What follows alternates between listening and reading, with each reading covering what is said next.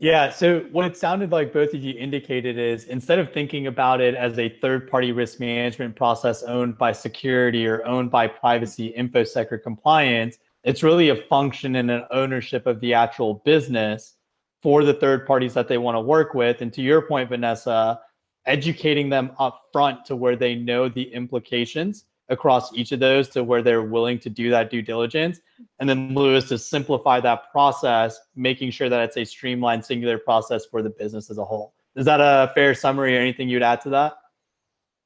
I think it's a great Right. summary. And Mhm. the only thing I would add is the way to make the controls work is actually to embed those controls as part of the business management of the third parties. And there may be different owners of the third parties. It may be the business, it may be a supply chain group, it may be, so you mentioned others, let's say logistics, import, export. So there may be a number of different owners depending on what the third party does. But in every case, embedding the controls into their processes is a much more efficient way to manage that.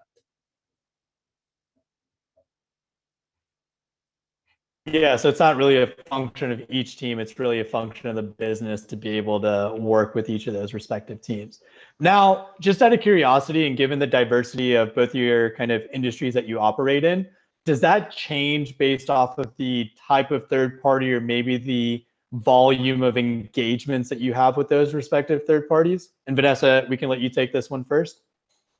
Sure. The actual process doesn't change, but we look at third parties and our risk with a risk mindset. So the process of entering, of being input into the procurement system does not change. But once the integrity and compliance team looks at it, we utilize algorithms to determine the risk level of the third party, and then our procedures on checking on these third parties, that's actually different depending on the risk level that we determine.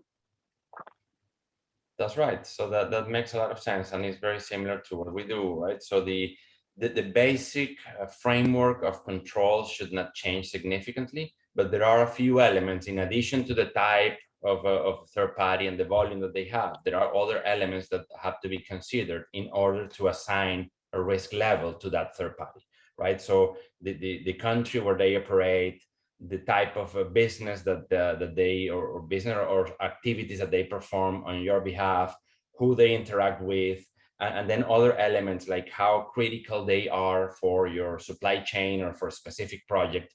All those elements will inform how the category of risk that you want to put into that third party, and therefore how you're going to look at